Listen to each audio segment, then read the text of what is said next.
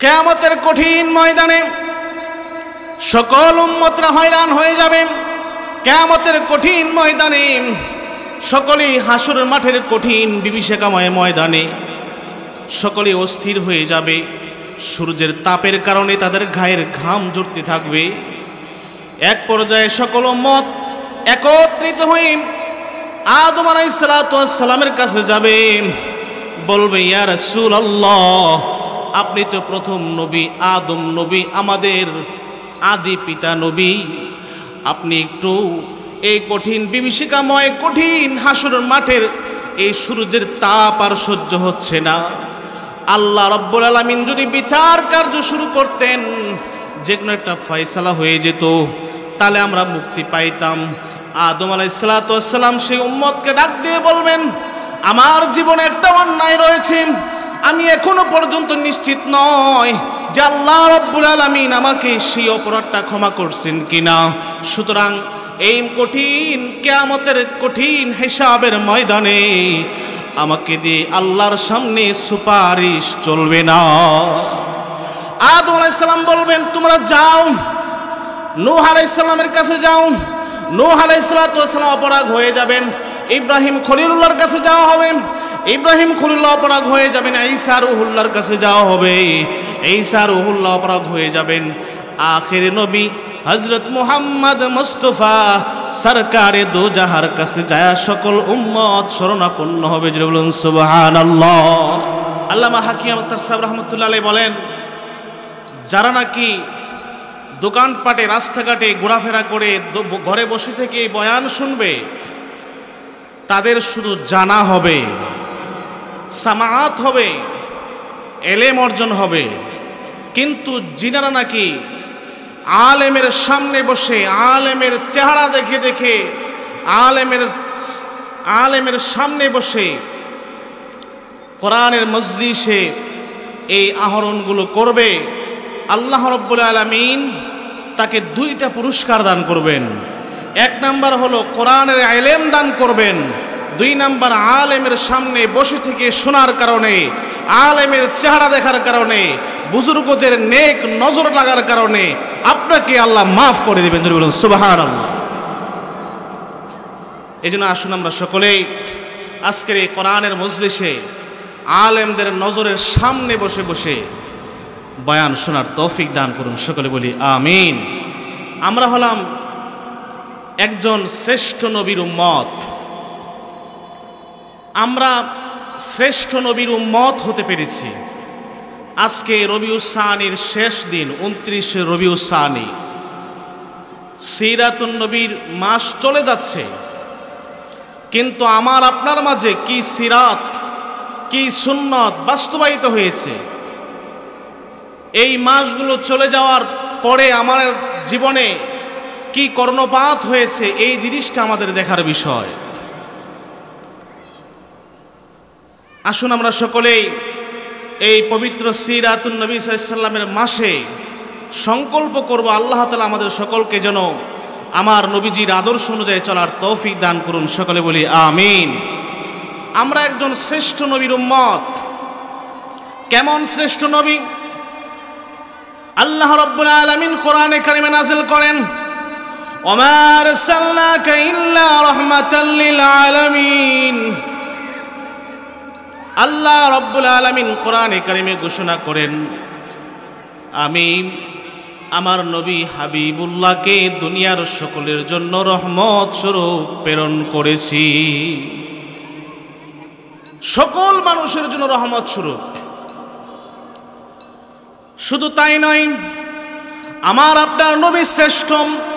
তার শ্রেষ্ঠত্ব ঘোষণা করতে গিয়ে আল্লাহ রাব্বুল আলামিন কোরআনে কারিমে অসংখ্য আয়াত নাযিল করেছেন। শুধু তাই নয়, এই আয়াত নাযিল করেন কারা? আল্লাহর পক্ষ থেকে কোরআনে কারিমের আয়াতগুলো বহন করে নিয়ে আসেন কে? হযরত জিবরাইল আলাইহিস সালাতু ওয়াস সালাম। হযরত জিবরাইল আলাইহিস সালাতু ওয়াস সালাম আয়াতে কারিমাগুলো নবীজির সামনে তেলাওয়াত করেন, ওহী নাযিল করেন। এই ওহী নাযিল করতে গিয়ে আমার নবীজির সঙ্গে সাক্ষাৎ হয়েছে। শুধু তাই নয়, এই জিব্রাইলের সঙ্গে আদম আলাইহিস সালাম থেকে নিয়ে আখেরি নবী পর্যন্ত সকল নবীর সঙ্গে সাক্ষাৎ হয়েছে। তাফসীরের কিতাবে এসেছে হযরত জিবরাইল আলাইহিস সালাম আল্লাহর কালামুল্লাহকে বহন করে ওহী নাজিল করেছেন নবীর উপরে। এই ওহী নাজিল করতে গিয়ে কোন নবীর সঙ্গে সাক্ষাৎ হয়েছে 8 বার, কোন নবীর সঙ্গে সাক্ষাৎ হয়েছে 5 বার, কোন নবীর সঙ্গে সাক্ষাৎ হয়েছে 100 বার, কোন নবীর সঙ্গে সাক্ষাৎ হয়েছে 1000 বার, কোন নবীর সঙ্গে সাক্ষাৎ হয়েছে 1700 বার। কিন্তু আমার আপনার নবীর সঙ্গে 100-200 বার নয়। জিবরাইল আলাইহিস সালাম আসমান থেকে আল্লাহর কালাম আমার নবীজির প্রতি নাজিল করেছেন। নাজিল করতে গিয়ে ওহী নাজিল করেছেন। ওহী নাজিল করতে গিয়ে আল্লাহর পক্ষ থেকে যে ওহী নাজিল করেছেন তার সংখ্যা হলো 2400 বার। 1 বার 2 বার নয়, 2400 বার আল্লাহর পক্ষ থেকে ওহী নাজিল করা হয়েছে। শুধু তাই নয়, আমার নবীজি হযরত মুহাম্মদ মুস্তাফা তিনি ইমামুল মুরসালিন, সকল নবীদের ইমাম, ইমামুল মুরসালিন, অকাল সকল ইমামদের ইমামতি করেছেন, তাই তিনি সকল ইমামদের ইমাম।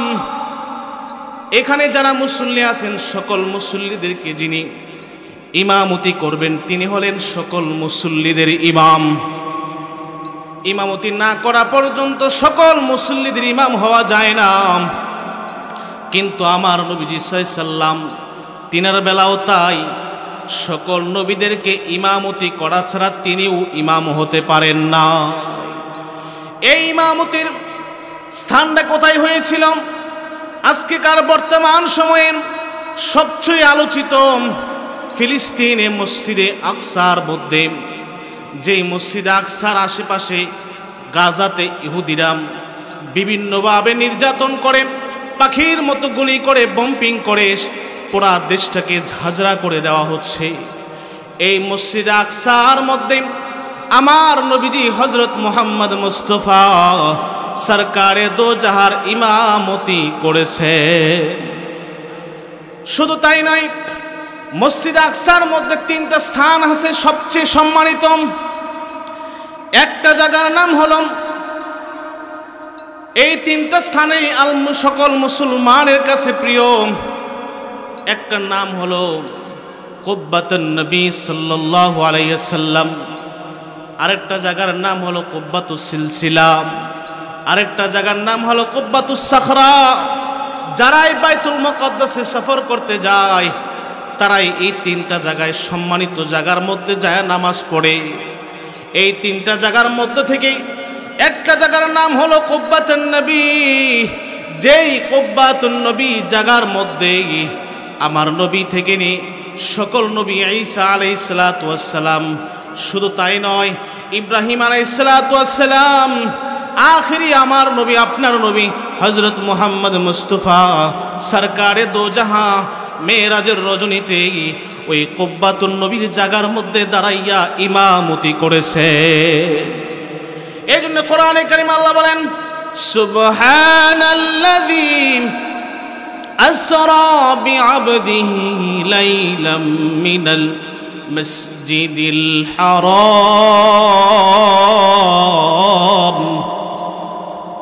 সেই পবিত্র সত্তার কসম, যেই মহান রব্বুল আলামিন এক রজনীতে আমার নবী আপনার নবীকে মসজিদে আকসা ভ্রমণ করেছেন। শুধু ভ্রমণ নয়, আমার নবী আপনার নবীকে নিয়ে সকল নবীদেরকে মুসল্লি বানাইয়া আমার নবী ইমামতি করেছেন।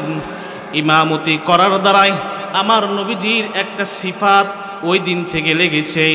সেই সিফাতটা উপাধির নাম হলো ইমামুল মুরসালিন, সকল নবীদের ইমাম। এই জন্যই আমরা এই সংক্ষিপ্ত বক্তব্যের মাধ্যমে আপনারা এতটুকু বুঝতে পেরেছেন আমরা একজন শ্রেষ্ঠ নবীর উম্মত, ঠিক কিনা? আমার নবীজি সবচেয়ে শ্রেষ্ঠ। হাবিবুল্লাহ, সকল নবীদের ইমাম। সময় একেবারে সংক্ষেপ দেখেই এতটুকুতে আমাদের বুঝতে হবে যে আমার নবী হলেন সকল নবীদের মধ্যে শ্রেষ্ঠ। তাহলে আমার নবী যদি সকল নবীদের মধ্যে শ্রেষ্ঠ হয়, তাহলে তার উম্মত কি শ্রেষ্ঠ হবে না? অবশ্যই শ্রেষ্ঠ হবে। সেই উম্মত, যেই শ্রেষ্ঠ নবীর শ্রেষ্ঠ উম্মত আমরা, এই শ্রেষ্ঠত্ব ঘোষণা করার জন্য আল্লাহ রাব্বুল আলামিন কোরআনে কারিমে 2 জায়গায় পুরস্কার ঘোষণা করেছেন। জোরে বলুন সুবহানাল্লাহ। আল্লাহ তাআলা এক জায়গায় বলেন, শ্রেষ্ঠ নবীর শ্রেষ্ঠ উম্মত ঘোষণা করতে গিয়ে আল্লাহ বলেন, কুনতুম খায়রা উম্মাতিন উখরিজাত লিন-নাস। কুনতুম খায়রা উম্মাতিন উখরিজাত লিন-নাস, খায়রা উম্মত ঘোষণা করেছেন আল্লাহ রাব্বুল আমিন কোরআনে কারীম। অন্য জায়গায় বলেন উম্মাতাও ওয়াসাতা, শ্রেষ্ঠ উম্মত ঘোষণা করতে গিয়ে এক জায়গায় বলেন উম্মত, খায়রা উম্মত। আমরা হলাম খায়রা উম্মত। উম্মত আবার কি জিনিস? উম্মত শব্দটা এসেছে থেকে। থেকে 2টা শব্দ এসেছে। থেকে এসেছে ইমাম, থেকে এসেছে উম্মত। শব্দের অর্থ হলো মা। মাকে তাকেই বলা হয় যিনি সকল সন্তানদের শ্রদ্ধার পাত্র। সন্তান যদি 8টাও হয়ে যায়, মেয়ে যদি 6টাও হয়ে যায়, তাদের ছেলে পেলে যদি বেড়ে যায়, নাতি নৎকর যদি হয়ে যায়, সন্তান যত সংখ্যাই বাড়ুক না কেন, তাদের ছেলে পেলে হয়ে যাক না কেন, তাদের নাতি নৎকর হয়ে যাক না কেন, ঘর বেটায় ভিন্ন হোক না কেন, সংসারে ভিন্ন হোক না কেন, তাদের জায়গায় জায়গায় ভিন্ন হোক না কেন, কিন্তু সকল সন্তান মায়ের বেলায় সকলে এক, ঠিক কিনা? 8 জন সন্তান, 8টা বাড়ি, 8টা মেয়ে, তাদের 8 জায়গায় থাকে, 8টা জেলায় থাকে। যে যেখানে থাকুক না কেন, যে ঘরেই থাকুক না কেন, তাদের সংসার ভিন্ন হতে পারে, স্থান ভিন্ন হতে পারে, ঘর ভিন্ন হতে পারে, তাদের পরিধি আলাদা আলাদা হতে পারে, কিন্তু মৃত্যুর সময় এমনকি বিভিন্ন সংসারের বিভিন্ন কাজে কর্মে সকল সন্তান মায়ের বেলায় এক, ঠিক কিনা? তেমনি থেকে উম্মত কেন এসেছে? উম্মতে মুসলিমাম একটা নীতি, একটা আদর্শ তারা লালন করে। আমরা যত বড় আওয়ামী লীগকার হই না কেন, যত বড় বিএনপির সাপোর্টার হই না কেন, যত বড় ভান্ডারির সাপোর্টার হই না কেন, যত বড় চরমনাই লোক হই না কেন, যত দলের যত জাসদ বাসদ যত প্রকারের যত দলের লোক হই না কেন, যত তরিকার যত ফেরকার যত স্থানের লোক হই না কেন, আমরা সকলে উম্মতি মুহাম্মাদের বেলায় আমরা সকলে এক, ঠিক না? আমরা মাযহাবে ভিন্ন হতে পারি, আমরা ঘরে ভিন্ন হতে পারি, তরিকায় ভিন্ন হতে পারি, আমাদের দল ভিন্ন হতে পারে, আমাদের মতাদর্শ ভিন্ন হতে পারে, কিন্তু আমাদের নাম ভিন্ন ভিন্ন হতে পারে, আমাদের বংশের নাম ভিন্ন হতে পারে, কিন্তু উম্মতি মুহাম্মাদের বেলায়, নবীর আদর্শের বেলায়, আমার নবীজি হাবিবুল্লাহর বেলায় আমরা সকলেই এক, ঠিক কিনা? এই জন্য বলতেছিলাম আল্লাহ রাব্বুল আলামিন আমাদেরকে এক জায়গায় বলেন খায়রু উম্মাহ, তোমরা হলে ভালো উম্মত, সভ্য উম্মত, শ্রেষ্ঠ উম্মত। যেটা বলেন সুবহানাল্লাহ। এই শ্রেষ্ঠ উম্মত হয়ে থাকার জন্য 2টা গুণ লাগবে। 1 নাম্বার হলো তা'মুরুনা বিল মা'রুফ, তোমরা সৎ কাজের আদেশ করো, নিজে সৎ কাজ করো, অপরকে সৎ কাজের আদেশ করো। ওয়ানহা আনিল মুনকার, নিজে অসৎ কাজ থেকে বিরত থাকো এবং অপরকে তোমরা অসৎ কাজ থেকে তোমরা বিরত রাখার চেষ্টা করো। আল্লাহ তাআলা অন্য এক আয়াতে বলেন উম্মাতাও ওয়াসাতা, তোমরা হলো মধ্যম পন্থার উম্মত, মধ্যস্থতাকারী উম্মত। তোমরা হলেন সকল নবীদের মধ্যে মধ্যস্থতাকারী নবী, অর্থাৎ তোমরা হলো মধ্যম পন্থার উম্মত, মধ্যস্থতাকারী উম্মত, সমন্বয়কারী উম্মত। জোরে বলুন সুবহানাল্লাহ। কিয়ামতের কঠিন ময়দানে সকল উম্মতরা হয়রান হয়ে যাবে। কিয়ামতের কঠিন ময়দানে সকলেই হাসর মাঠের কঠিন বিভীষিকাময় ময়দানে সকলে অস্থির হয়ে যাবে। সূর্যের তাপের কারণে তাদের গায়ের ঘাম ঝরতে থাকবে। এক পর্যায়ে সকল উম্মত একত্রিত হয়ে আদম আলাইহিস সালামের কাছে যাবে, বলবে ইয়া রাসূলুল্লাহ, আপনি তো প্রথম নবী, আদম নবী, আমাদের আদি পিতা নবী, আপনি একটু এই কঠিন বিভীষিকাময় কঠিন হাসর মাঠের এই সূর্যের তাপ আর সহ্য হচ্ছে না। আল্লাহ রাব্বুল আলামিন যদি বিচার কার্য শুরু করতেন, যে কোনো একটা ফয়সালা হয়ে যেত, তাহলে আমরা মুক্তি পাইতাম। আদম আলাইহিস সালাম সেই উম্মতকে ডাক দিয়ে বলবেন, আমার জীবনে একটা অন্যায় রয়েছে, আমি এখনো পর্যন্ত নিশ্চিত নয় যে আল্লাহ রাব্বুল আলামিন আমাকে সেই অপরাধটা ক্ষমা করছেন কিনা। সুতরাং এই কঠিন কিয়ামতের কঠিন হিসাবের ময়দানে আমাকে দিয়ে আল্লাহর সামনে সুপারিশ চলবে না। আদম আলাইহিস সালাম বলবেন, তোমরা যাও, নূহ আলাইহিস সালামের কাছে যাও। নূহ আলাইহিস সালাম অপরাগ হয়ে যাবেন। ইব্রাহিম খলিলুল্লাহর কাছে যাওয়া হবে, ইব্রাহিম খলিলুল্লাহ অপরাগ হয়ে যাবেন। ঈসা রূহুল্লাহর কাছে যাওয়া হবে, ঈসা রূহুল্লাহ অপরাগ হয়ে যাবেন। আখির নবী হযরত মুহাম্মদ মুস্তাফা সরকারে দো জাহার কাছে যায় সকল উম্মত শরণাপন্ন হবে। যে বলুন সুবহানাল্লাহ। সকল নবী অপরাগ হয়ে শেষ পর্যন্ত সকল উম্মত একত্রিত হয়ে আদম আলাইহিস সালাম থেকে নিয়ে উম্মতে মুহাম্মদী পর্যন্ত সকল উম্মত একত্র হয়ে আমার নবীজির দরবারে গিয়ে সালাম জানাইয়া বলবি, ইয়া রাসূলুল্লাহ, ইয়া হাবিবাল্লাহ, সকল নবী অপরাগ হয়ে গিয়েছেন, আজকে আপনার কাছে শরণাপন্ন হচ্ছি।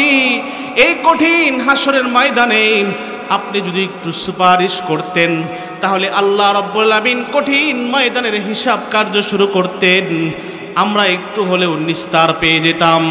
আল্লাহর নবী বিশ্বনবী সরকারে দো জাহান সকল উম্মতের দরখাস্ত মঞ্জুর করবেন। আল্লাহ রাব্বুল আলামিন সেই কঠিন হাসর ময়দানে সেজদায় পড়ে যাবেন, এমন সেজদা করবেন, এমন সেজদার অবস্থায় আল্লাহর কাছে গোপনে একটা দোয়া করবেন, যেই দোয়াটা কবুল হওয়া এখনো পর্যন্ত বাকি ছিল। এই কঠিন কঠিন ময়দানে ওই সেজদারত অবস্থায় একটা তার নির্দিষ্ট একটা আল্লাহর পক্ষ থেকে পাওয়া একটা দোয়া করবেন। সেই দোয়াটি আল্লাহ রাব্বুল আলামিন কবুল মঞ্জুর করবেন। আল্লাহ রাব্বুল আলামিন কবুল করে নিয়ে নবীজিকে বলবেন, হাবিবুল্লাহ, ইরফা রাসাক ইশফা তুশাফা, মাথা উঠান, মাথা উঠান, আপনি সুপারিশ করুন, আমি সুপারিশ গ্রহণ করে নেব। এই কঠিন কিয়ামতের ময়দানে সকল উম্মত অপারগ হইয়া, সকল নবীরা অপারগ হইয়া আমার নবীজির কাছে যাবেন। আমার নবীজি সকল উম্মতের পক্ষ থেকে, সকল নবীদের পক্ষ থেকে মধ্যস্থতাকারী হয়ে, সমন্বয়কারী হয়ে আল্লাহর দরবারে সুপারিশ করবেন। আর আল্লাহ বলবেন, ইশফা তুশাফা, তুমি সুপারিশ করো ইয়া রাসূলুল্লাহ, আমি আপনার সুপারিশ কবুল করব। যদি বলুন সুবহানাল্লাহ। এই কঠিন কিয়ামতের কঠিন ময়দানে আল্লাহ রাব্বুল আলামিনের হাবিবুল্লাহর সুপারিশ আমরা সকলে পেতে চাই, চাই কি না? আমরা যদি পেতে চাই, তাহলে নবীজির সুপারিশ পাওয়ার জন্য নবীজির সুন্নাত অনুযায়ী, নবীজির সিরাত অনুযায়ী আমার জীবনকে গড়তে হবে। তাহলে কিয়ামতের কঠিন ময়দানে আমরা খয়র উম্মাত হতে পারবো, উম্মাতা ওয়াসাতা হতে পারবো, নবীজির সুপারিশ নসিব হবে। আল্লাহ তাআলা সকলকে খয়র উম্মাত হওয়ার তৌফিক দান করুন, উম্মাতা ওয়াসাতার আসল আদর্শের মূর্ত প্রতীক হওয়ার তৌফিক দান করুন। সকলেই বলি আমিন। ওয়া আখিরু আলহামদুলিল্লাহি রাব্বিল আলামিন। আসসালামু আলাইকুম ওয়া রাহমাতুল্লাহি ওয়া বারাকাতুহু।